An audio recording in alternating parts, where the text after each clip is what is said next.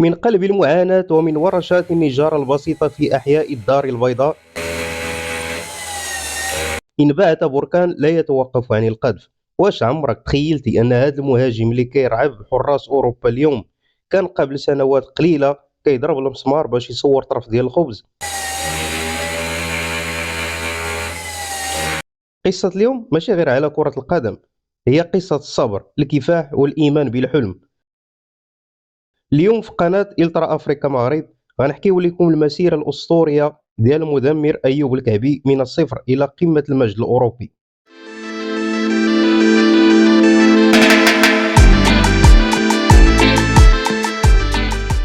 زاد أيوب الكعبي في 25 يونيو 1993 وسط أسرة مغربية بسيطة في حي مديونة بالدار البيضاء. الظروف المادية الصعبة خلاته يغادر مقاعد الدراسة وهو في عمر 15 باش يتعلم حرفة النجارة وعون والديه. لكن الصدمة الحقيقية كانت مرض الأكزيما الحاد اللي صاب رجليه. تخيلوا مهاجم كيقضي نهارو في النجارة ورجليه كتحرقو بالألم، وفي العشية كيمشي يمارس هوايته المفضلة في ملاعب القرب.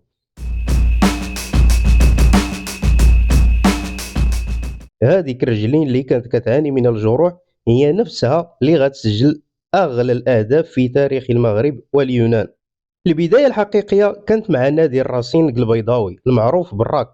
الكعبي دخل للنادي كظهير أيسر كيدافع ويجري في الرواق، ولكن العين الخبيرة ديال بابا عبد الحق رزق الله شاف فيه حاجة مختلفة، قرر أنه يحوله لمركز المهاجم، وكانت هذه نقطة التحول.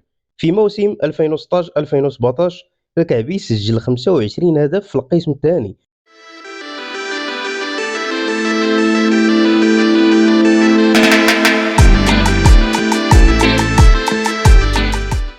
رقم خيالي طلع به الراك للصعود للقسم الأول. ومن هنا بدأت الأندية الكبيرة كتحط عينيها على هذه الجوهرة.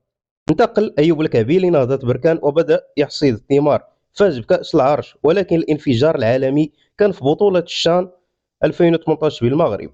الكعبي حطم جميع الأرقام القياسية وسجل 9 أهداف في بطولة واحدة.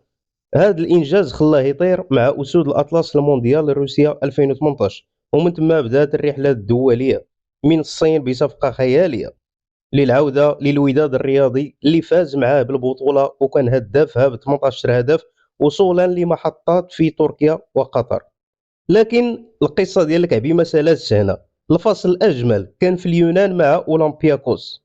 الكعبي تحول لماكينة أهداف لا ترحم في دوري المؤتمر الأوروبي، سجل في شباك كبار أوروبا وصدم العالم بهاتريك في مرمى أستون فيلا، وقاد فريقه للقب أوروبي تاريخي بهدف قاتل في النهائي.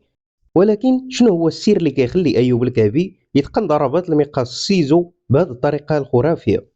بزاف ديال المحللين كيرجعوا هذه الموهبة للياقة البدنية العالية والقوة اللي اكتسبها فاش كان مازال صغير. ولكن السر الحقيقي كاين في الجرأة. الكعبي ما كيخافش من السقوط والارتقاء ديالو كيكون مدروس بالمليمتر. شفنا كيفاش سجلها في الدوري المغربي وفي تركيا وخلع بها أوروبا مع أولمبياكوس. هذه المقصية ولات بحال الماركة المسجلة باسم أيوب الكعبي، وفين ما كنشوفوه طار في السماء كنعرفوا أن شباك الخصوم غادي تقطع. واليوم الكعبي كيعيش أزهى فتراته مع أسود الأطلس من بعد ما تربى على عرش الهدافين التاريخيين. أصبح الآن الركيزة الأساسية في خط هجوم وليد الركراكي. أيوب الكعبي هو القناص اللي كيحتاج المنتخب في المواعيد الكبرى، خصوصا في كأس إفريقيا فين كيبان القتال والروح ديالو. وما نساوش أهدافه العالمية اللي سجلها مؤخرا من مقصيات خيالية خلات العالم كامل يهضر عليه، لأهداف حاسمة بضربات رأسية مركزة. الكعبي دابا ماشي غير كيمثل راسو، هو كيمثل أحلام ملايين المغاربة اللي باغيين يشوفوه كيهز الكأس الإفريقية الغالية وهو في قمة العطاء ديالو. الكعبي اليوم ماشي غير هداف، هو رمز لكل مغربي كيعاني وكيكافح باش يثبت لنا أن المستحيل ليس مغربيا. هذه كانت قصة أيوب الكعبي، نجار الأهداف اللي كيصنع مجده بيده وعرقه. وانتم شنو هي الرسالة اللي تبغيو توجهوا للكعبي؟ وملي كتشوفوه المهاجم رقم واحد في تاريخ المنتخب حاليا كتبوا لنا آراءكم في التعليقات، وما تنساوش تبارطاجيو الفيديو وتشتركوا في القناة باش توصل لأكبر عدد ممكن. كان معكم إلترا أفريكا مغرب، تهلاو.